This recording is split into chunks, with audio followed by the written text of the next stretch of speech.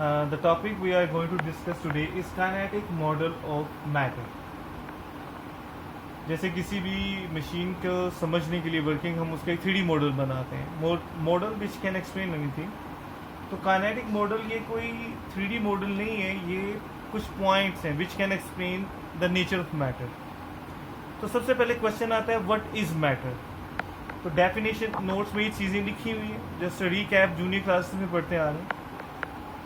Everything which has mass and volume is called matter, which occupies space. The space occupied is volume. Everything which has mass and occupies volume is matter. और mass और volume का combination density में आता है. Means जिसका mass और volume की density भी. In other words, everything which has density is matter. What is kinetic model of matter? It has two main points. The first point, that all matter is made up of very tiny particles. Particles both include atoms and molecules. Particle word is have vaster meaning. इसमें molecule और atom दोनों आ जाते हैं. तो first point है कि all the matter in the world is made up of tiny particles. And those second point, those particles are always in motion. They are moving constantly and randomly. They are moving, right?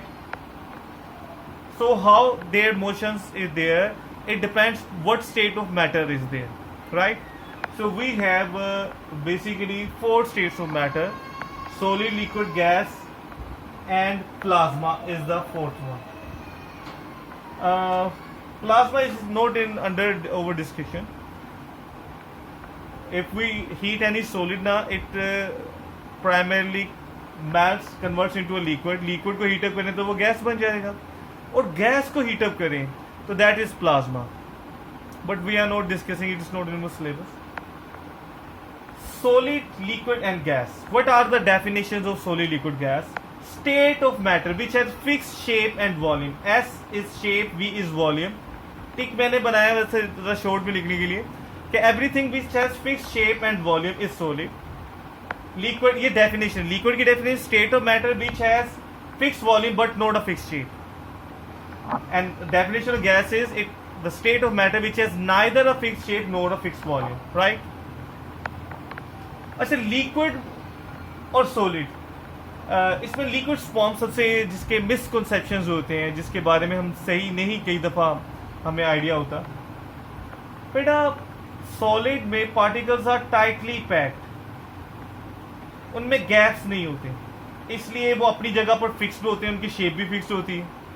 Tightly packed होने से थोड़ी जगह पर ज़्यादा particle है, इनकी density भी high होती है सॉलिड्स की. और सॉलिड्स इनकम्प्रेसिबल क्योंकि उनमें गैप्स नहीं, राइट. अब आ जाते हैं लिक्विड पर. तो लिक्विड में कई बुक्स में वो लिखा होता है पार्टिकल थोड़े थोड़े दूर होते हैं, एक ऑर्डर में होता है, ये गलत होता है. अगर आप इंटरनेट पे सर्च करें spaces of matter and then you will find mostly diagrams में वैसा नहीं है जो हम बुक्स में पढ़ते आए हैं. इवन हमारी अभी भी कुछ बुक्स में बना होगा, नहीं. लिक्विड में पार्टिकल्स डिसऑर्डर्ड हो जाते हैं. वरना अगर हम देखें कि जो प्रीवियसली हम सोचते थे कि लिक्विड में पार्टिकल थोड़े दूर होते हैं, ऐसा नहीं है. अगर दूर होते हैं तो फिर एक सॉलिड को जब हम मेल्ट करें, लिक्विड में कन्वर्ट, तो particles when they will get apart, overall the volume of the material will increase. It means कि जब हम एक सॉलिड को मेल्ट करें लिक्विड में तो उसका वॉल्यूम ज्यादा हो जाना चाहिए, लेकिन ऐसा नहीं होता. Volume remain same. मेल्ट करके देख लें किसी सॉलिड को, तो फिर होता क्या है, वो डिसऑर्डर्ड हो जाते हैं. I have written sorry very small, it is disordered. The liquids are disordered, ठीक है. अब सॉलिड के पार्टिकल्स मूव कर रहे हैं, हमने तो कहा कि सबके पार्टिकल्स मूव करते हैं, तो सॉलिड पार्टिकल क्योंकि स्पेस नहीं, वो वहीं खड़े होकर वाइब्रेट करते रहते हैं अपनी फिक्स स्पेस. लिक्विड पार्टिकल्स ये कैसे मूव करते हैं, ये वाइब्रेट भी करते हैं, प्लस ये slide past, randomly slide past होता है. जैसे बॉल्स एक दूसरे से रब कर रही है, मूव कर रही है, रैंडमली मूव कर रहे हैं. जैसा हम देखते हैं कि कभी मैकडोनल्ड्स जाए तो प्ले एरिया में बच्चों के लिए वो एक पूल सा बना होता है, उसमें बॉल्स, और उसमें भी जैसे स्विमिंग पूल में कोई बच्चा जंप लगाए तो चोट नहीं लगती, तो उसमें भी जंप लगाए तो वो बिल्कुल वैसे उसमें बॉल स्लाइड कर रही होती है एक दूसरे के ऊपर. That is the movement of liquid particles. जबकि गैस में पार्टिकल्स रैंडमली मूव कर रहे हैं और वेरी हाई स्पीड्स। सॉलिड में जो फोर्स में पार्टिकल्स में जो अट्रैक्शन होती है दैट इज वेरी स्ट्रॉन्ग, जबकि लिक्विड्स में सिर्फ स्ट्रॉन्ग होती है और गैसेस में कोई अट्रैक्शन नहीं, negligible attraction. Keep this in your mind. अब यहां देखें तो देखने में लग रहा है कि पार्टिकल्स में गैप भी है, बट वी हैव रिटन के सॉलिड्स भी इनकम्प्रेसिबल, सॉलिड्स में तो गैप ही नहीं होता। तो why liquids are incompressible even there are some gas are there? तो liquids are incompressible due to repulsive forces. वो रिपल्सिव फोर्सेस कौन सी होती हैं कि हमें केमिस्ट्री में थोड़ा सा इसका आंसर मिलता है। वो इस तरह से है कि मॉलिक्यूल्स जो लिक्विड बनते हैं, सॉलिड्स बनते हैं आयनिक बॉन्ड्स, तो जो लिक्विड बनते हैं और गैसेस बनते हैं ये होते हैं कोवलेंट बॉन्ड के मटेरियल्स। उनमें पोलर कोवलेंट बॉन्ड्स भी होते हैं जिनमें चार्जेस होते हैं मॉलिक्यूल्स में, प्लस और नेगेटिव। तो लाइक ये मॉलिक्यूल्स हैं, ये जुड़े हुए हैं, एक का पॉजिटिव, इसका हर मॉलिक्यूल का पॉजिटिव नेगेटिव, इसका पॉजिटिव इसके नेगेटिव से जुड़ा हुआ है, इसका नेगेटिव इसके पॉजिटिव से जुड़ा हुआ है। लेकिन ना if there is another molecule जिसका पॉजिटिव साइड पर है, तो ये पॉजिटिव सेम चार्जेस रिपेल करते हैं ना, तो ये पॉजिटिव इनको रिपेल करके इस पार्टिकल्स को, हालांकि गैप है लेकिन रिपल्शन की वजह से करीब नहीं आने देंगे। तो due to repulsion between charges, लेकिन ये रिपल्शन बड़े छोटे डिस्टेंस तक होती है, स्मॉल डिस्टेंस तक, the particles of liquid can not get more closer, so that is due to repulsion, and due to this reason particle cannot get even closer, so liquid को हम और करीब नहीं ला सकते और छोटा नहीं, कंप्रेस नहीं कर सकते। liquids are incompressible। अच्छा, इन सब सॉलिड लिक्विड गैस के पार्टिकल्स की काइनेटिक एनर्जी होती है उनकी मूवमेंट की वजह से, और पोटेंशियल एनर्जी होती है उनमें अट्रैक्शन की वजह से। तो लिक्विड सॉलिड पार्टिकल्स सबसे कम मूव करते हैं, वाइब्रेट करते हैं अपनी जगह पर, they have minimum kinetic energy, जबकि gases have very high speed, ना they have maximum kinetic energy. Now come to potential energy. Potential energy due to attraction, तो सॉलिड में अट्रैक्शन सबसे ज्यादा है, लेकिन हम कह रहे हैं कि सॉलिड की पोटेंशियल एनर्जी मिनिमम है, हालांकि ज्यादा होनी चाहिए अट्रैक्शन। उसकी वजह है कि potential energy is a negative quantity. अगर आप नेट पे देखें ना, लिखेंगे potential energy of iron particles या आयरन एटम्स कह लें आप, या potential energy of hydrogen atoms लिख रहे हैं, तो one thing you will find, वो energy will be in negative. तो नेगेटिव में ज्यादा होने का मतलब छोटा होता है, जैसे -2 है ना और -5 है, नंबर में ये बड़ा, लेकिन this is smaller, -5 is smaller than -2, right. तो ये नेगेटिव में ये द लॉजिक उल्टी होती है, दैट इज वाई। और गैसेस में काइनेटिक एनर्जी भी मैक्सिमम और पोटेंशियल एनर्जी भी मैक्सिमम है। तो लिक्विड के बारे में नहीं लिखा काइनेटिक, वो that is will be in between solid and gases, right. Okay बेटा जी, वी वर टॉकिंग अबाउट के सब मैटर की फॉर्म्स में एटम्स मूव कर रहे हैं, तो इसका एविडेंस क्या है कि पार्टिकल्स मूव कर रहे हैं? तो इसके दो एविडेंसेस हैं, number 1 diffusion and number 2 Brownian motion. Diffusion physics में नहीं हम स्टडी करते, वैसे केमिस्ट्री में वो जूनियर क्लासेस में पढ़ा ही होता है, from higher concentration to lower concentration everybody moves until becomes, this tells के पार्टिकल्स मूव करते हैं।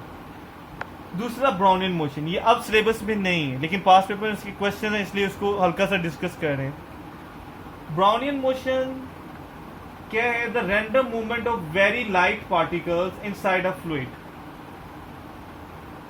फ्लूइड में आ जाते लिक्विड और गैसेस, तो किसी भी लिक्विड या गैस में छोटे छोटे पार्टिकल्स की मूवमेंट हमें बताती है कि वो लिक्विड और गैस के पार्टिकल्स भी मूव कर रहे हैं।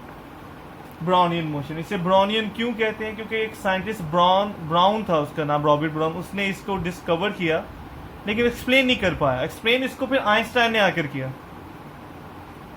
और क्योंकि पार्टिकल्स इजीली जो मूव करते हैं वो फ्लूइड में करते हैं, यानी लिक्विड और गैसेस में, सॉलिड में तो अपनी जगह ही वाइब्रेट, तो उनकी मूवमेंट को हम इजीली देख नहीं सकते, लेकिन उसका प्रूफ कंडक्शन है।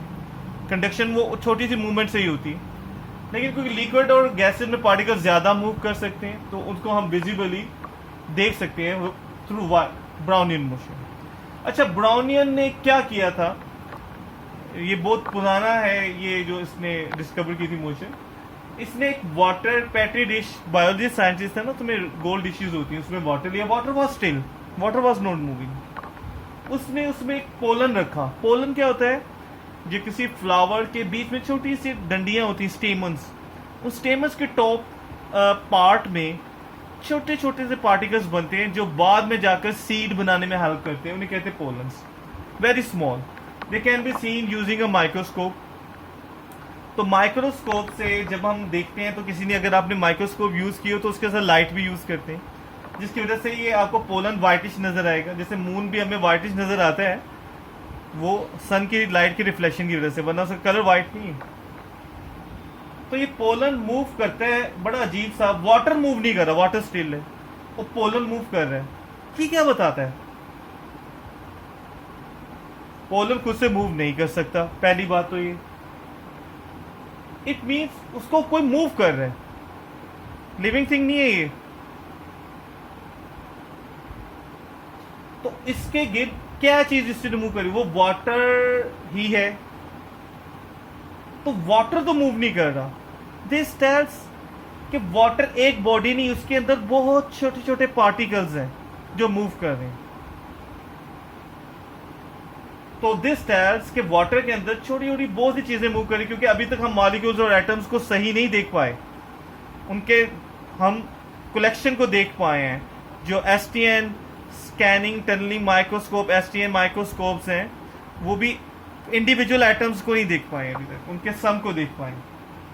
तो बेटा पोलन के सराउंडिंग में और तो कोई है ही नहीं वाटर पार्टिकल। इसका मतलब वाटर पार्टिकल्स कोई छोटे छोटे पार्टिकल्स हैं, वाटर छोटे छोटे पार्टिकल से मिलकर बना है, वो इससे मूव करे। वो तब मूव कर सकते जब वो खुद भी मूव कर रहे हो। तो इससे एक बात पता चलती है कि वाटर पार्टिकल्स मूव करते हैं और वो इससे कोलाइड कर रहे हैं। जैसे हवा किसी चीज को अपने साथ उड़ा के लेके जाती है ना, तो जिधर वो चीज उड़ रही, हवा तो नजर नहीं आती, जिधर वो चीज उड़ रही है, टिश्यू पेपर है, शॉपर बैग है, या कोई फ्लैग है, ये सूखे पत्ते हैं, वो जिधर उड़ जा रहे हैं, तो वी कैन से एयर की डायरेक्शन ये। हम एयर नहीं नजर आती, डस्ट उड़ रहा है तो हम कहेंगे जिस तरह डस्ट जा रहा है एयर की डायरेक्शन ये, राइट? ऐसे ही है ना। तो ये जरा गौर से देखें, वाटर पार्टिकल्स नजर नहीं आ रहे हैं, पोलन नजर आ रहा है माइक्रोस्कोप से हमें, और ये रैंडमली मूव करता है। इसका मतलब जो इसमें वाटर पार्टिकल्स है वो भी रैंडमली मूव कर रहे हैं, ठीक है। दिस गिव्स प्रूफ कि फ्लूइड्स में पार्टिकल्स मूव करते हैं और randomly. Same we can see कि अगर एक ग्लास केस में एक पेपर जिसे हम जलाया हुआ बर्निंग है उसे बुझा दें, ग्लास केस इसलिए ताकि हम अंदर देख सकें, और ऊपर से बंद कर दें। अब इसके अंदर जो एयर है वो एयर मूव फ्लो नहीं करी क्योंकि गैस के केस के अंदर बंद होगी। तो अगर हम स्मोक पार्टिकल्स को अगेन माइक्रोस्कोप से देखें, तो वो माइक्रोस्कोप की लाइट की वजह से स्मोक पार्टिकल कार्बन होते हैं, ब्लैक कलर के होते हैं, लेकिन हमें माइक्रोस्कोप की लाइट की वजह से व्हाइट से नजर आएंगे। उनकी random movement of smoke particles भी प्रूव कर रही है कि उसमें इस स्मोक पार्टिकल में इसके सराउंडिंग में एयर पार्टिकल के अलावा और कुछ है ही नहीं। दिस शोज कि एयर पार्टिकल्स इसको मूव कर रहे हैं, क्योंकि स्मोक पार्टिकल खुद नहीं मूव कर सकता। इट मीन्स एयर में पार्टिकल्स हैं और वो खुद भी मूव हो रहे हैं, तो इसे मूव कर रहे हैं, इससे कोलाइड करके, और ये रैंडमली मूव कर रहे हैं। इसका मतलब एयर पार्टिकल्स भी रैंडमली मूव करते हैं। That is Brownian motion.